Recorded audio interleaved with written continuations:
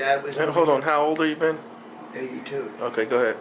Why? Go ahead. No, I just tell me the story. So I went to. I don't know whether to say this. Go ahead. Because I liked your grandmother. She Yeah. was like particular, and you know how. Yeah. And one time your dad was over and he asked me to if I could drive him to 30th Street Station. Yeah, yeah. Did I ever tell you this? Yeah, yeah. Go ahead. Did I? Yeah, you did, but go ahead. Oh, I don't. Go ahead. Anyway, we're going to 30th Street Station. I said, I was talking to your mother-in-law. He said, no, you weren't. I said, I was talking to your mother-in-law. No, you weren't. I said, come on. I was talking to your mother-in-law yesterday. No, you weren't. You were listening to her. I told you that before. And she was talking. Yeah, she was talking and you were listening. No, Yeah. you weren't. He kept saying, no, Yeah, you yeah. weren't. Yeah, that's Yeah. and then it was the other time with Keith McEwen. When he blew the horn in my ear, oh Jesus. I was so, and what made me madder than that, I was so. But what were you doing? What were you doing? I had the hood up, and you know, like when something's wrong, I used to agonize over something wrong. Now what? What's this gonna cost me? I had my head in the thing, and I'm extra tense, you know. Yeah. He snuck in the car and blew the horn. Boy, I jumped. Geez, you little after him, boy. I thought I was at the height of being mad, but he made me madder yet. I just catching up to him, and he juked me. He went. I was really mad then, you know. Yeah. Hey, how about when you fucking pissed off Chris? Oh. The house was abandoned. I went. I banged on the tin door, and then I stepped aside. I said, Mrs. Root, King Chris come out. He really wanted. He really wanted. He was a young kid, you know. You bald-headed mother. You old fucking bastard. He was pissed off. I thought it was you. You knocked on and you said something like, "Come on, Mr. Root, come out, kick your ass." No, you know what I wanted to do? They used to get after me with Tringle's father. Yeah, yeah, yeah. And they say, "Fuck him up." They always used to say, whatever, like back and forth. So I went to him, Mr. Tringle. I did. I said, you know what? I told him, like, you know, let's put on like a show. He didn't want to do it. Like I would say, come on out. You old fucking bastard. I'm gonna kick your ass. He didn't want to do it. You know what Chris told? He said he believed you. A story when Chris, I don't know if you remember. So when you first met you, Chris was a little kid, and he asked you, "Hey, how old are you?" Do you remember what you told him? No, I don't. He said you told him What?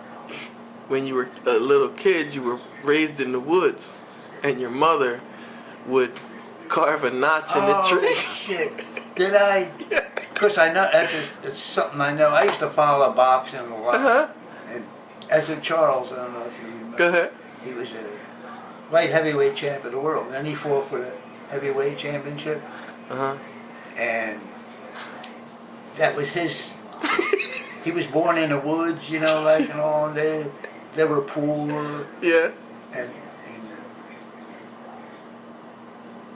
his mother used to put a notch in one of these trees every year. That's what Ezra Charles said. Yeah, yeah. You know, like, you know, and so I'm about, you know, at the time, like you said, I'm about 32 because the last, when I left there was 17, Yeah. whatever. But yeah. And so I probably did tell them that. But not that. The thing is, but somebody burned the tree down. Oh, yeah. So I don't know how. It might have been in there. And For real. You with your shit. Oh, well. With the bicycle. Oh, you remember that? I bring that up sometimes.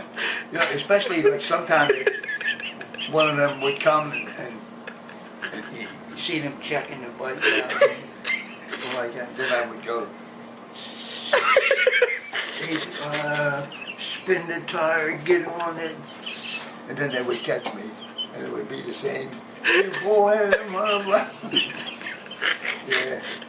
Yeah, I would tell that was fun. Yeah, and when you, I remembered the one story, there was a couple stories, because you, one time you were behind us, and Chris, like, ran ahead, he jumped behind the steps, he was trying to jump out and scare us, and then you were he was hiding behind, like, Phillips Zigachewski's, and you were throwing rocks over us.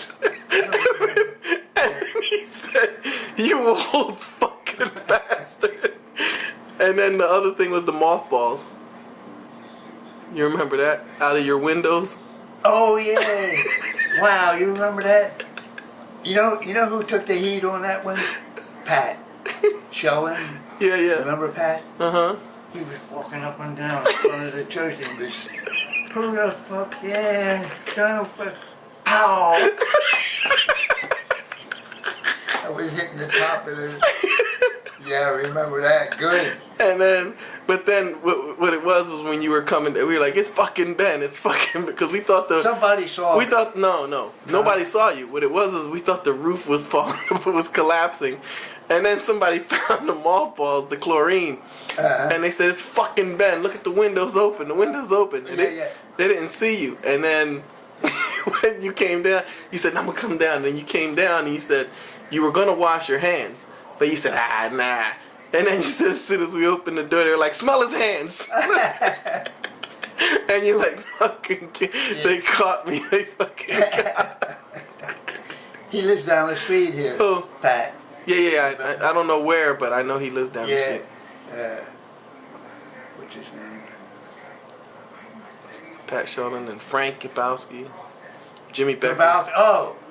When I first moved here, I probably was here a few months.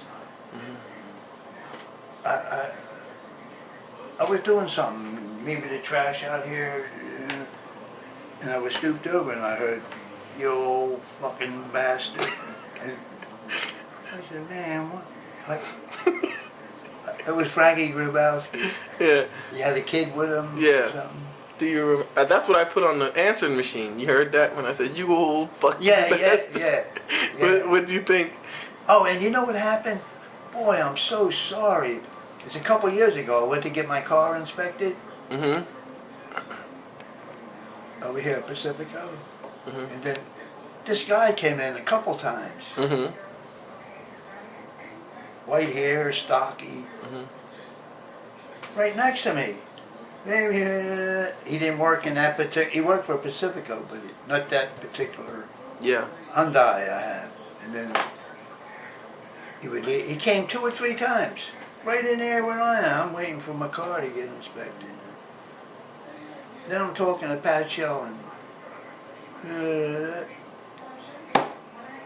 Larry Farrell? Farrell at Ford.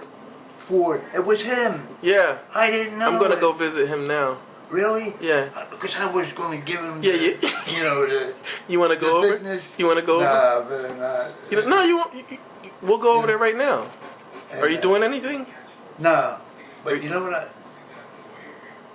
I'm trying, a lot of people I know are older and they're who's in a nursing home, who's can't.